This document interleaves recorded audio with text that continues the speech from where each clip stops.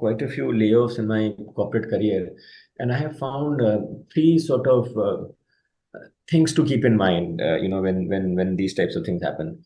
Number one is that, and layoffs sometimes happen without any, you won't know when it's happening these days, especially, earlier sometimes you could predict. So the first thing is, oh, suddenly you are no longer in the company.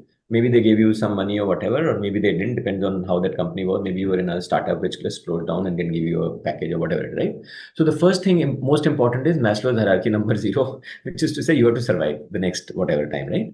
So again, it will depend on whether you are married, children, spouse, working, all of that. But I would feel that one should give themselves 1 year of buffer to survive without any money, right? And this is something that I found some business people also running startups say, that I keep enough buffer that if I don't raise funds, I have 1 year of runway in my bank. So think about your expenses there. Try to ensure that you have that safety deposit so that the moment you're gone, that's okay. For the next 1 year, I don't have to worry about my day to day. So, right, that's the first thing that you want to feel comfortable with, right? Second thing is that you do want to go back to work, right? How do you go back to work? Have you created enough people that you have worked with who will vouch for you, who will look for you, or who will call you that, you will, there's a job for you, all of that. So I think there you have to keep doing it, all the time. That you can't do then. So while you're working, are you, and people talk about connecting the dots.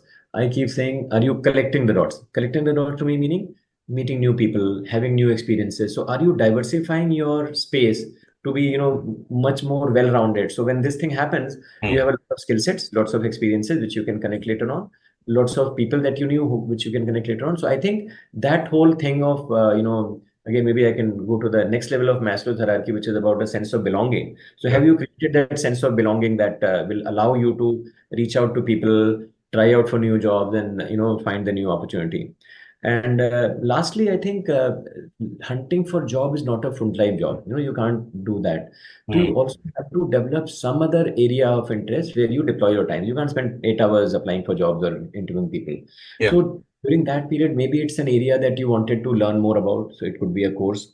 It could be a hobby that, I wanted to learn guitar. So I think keep in mind one or two things that you would learn whenever you have a downtime, right?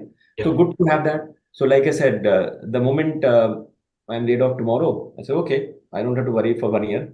Now let me start networking with people.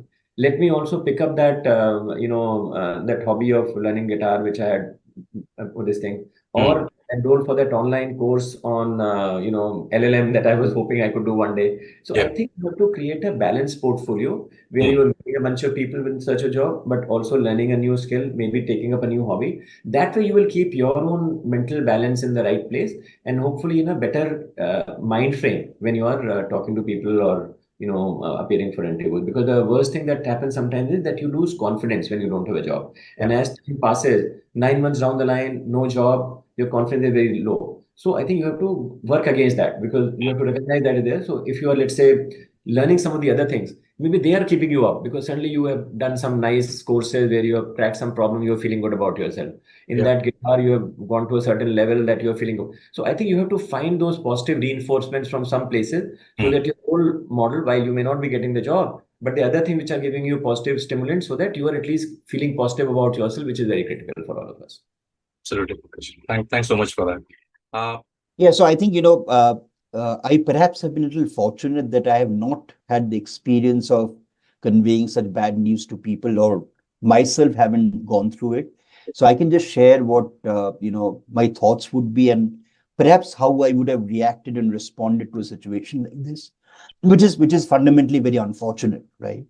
I think from a HR lens perspective, before a board comes to a decision, I think HR needs to be involved in that decision in terms of how you're going to do it, right?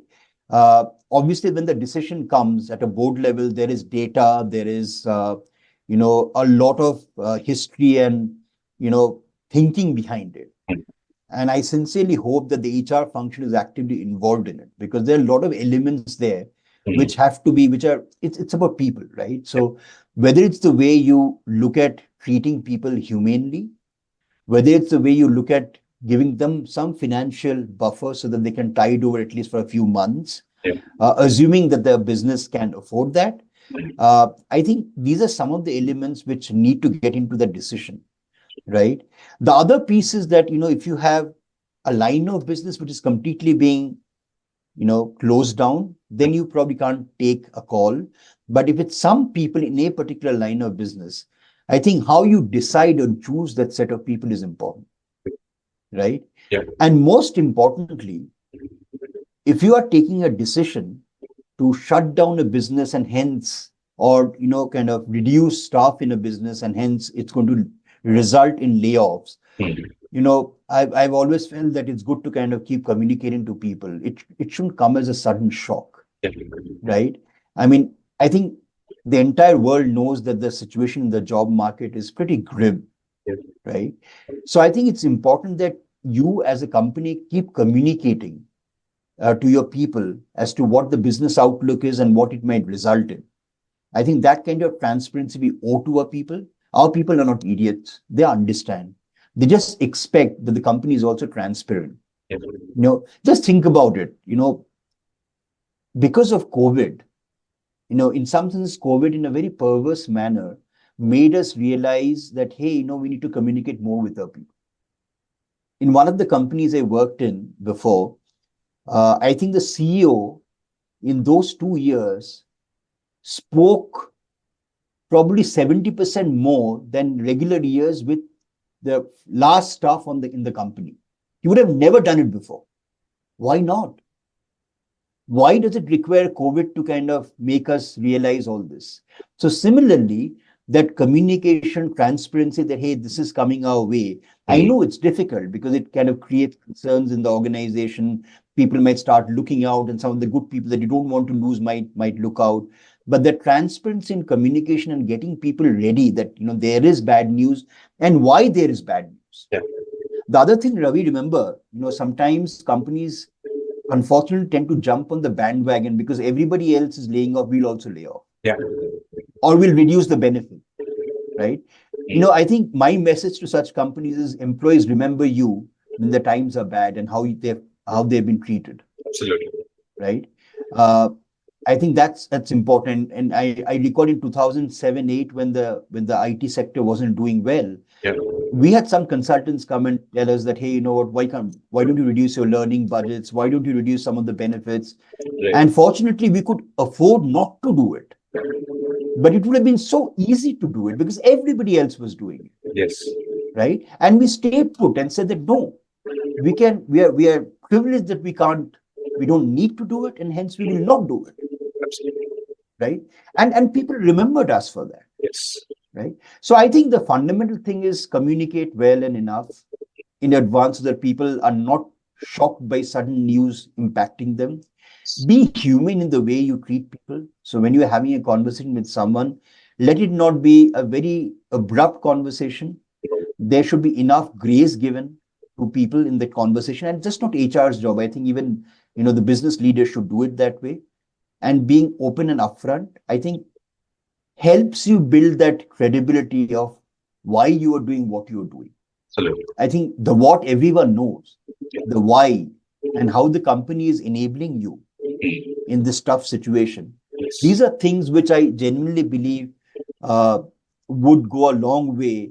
It will never reduce the impact because somebody is losing a job, but it will definitely ease the impact and give the person that respect, that, hey, you know what, and the value that, this is something which the company didn't have any other choice, but they're doing it gracefully. Yeah. Right? Tell me how many companies you've heard this, because this is a topic that is being discussed in so many forums. 8 out of 10 companies don't do a good job. Right? And all the credibility and, trust you've built as a company goes away in that 15-minute conversation when you're asking someone to leave because you've not done it in a manner which you could have done. Absolutely. Right? So taking that ownership is very important in my view.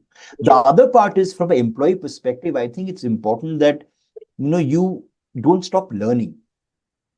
I think you need to continuously see how you can evolve in terms of your capabilities, whether functionally or behaviorally, because you never know. I mean, if you are very, very complacent with what you are doing, then, and especially if it's a role that is very, very, SOP driven, right? Remember that that job might go one day. A bot will take over that job, Yes. right? So on one hand, there are jobs being lost, but remember that there are jobs being created as well, right? Now, to do those jobs, you need to upskill yourself. And sometimes the companies might not be able to give you their infrastructure, so it's up to you. Yes. I mean, I'll give you an example. Yesterday, I was talking to somebody who is an IIM Calcutta graduate, right? Very strong experience in a particular function, and he's looking for a job, right? So the scenario is not good. So I think it's important that you continue to build capabilities. You continue to be not comfortable in your zone that you've been the last few years, and try to reinvent yours. It's easier said than done. It's very easy to, for you and me to discuss this. True. But, I think that urge to reinvent yourself, the urge not to be comfortable in what you're doing, I think it's very important to build as an attitude and, have it in the DNA of you as a profession. Absolutely. Absolutely, Shubhayu. Lovely insights.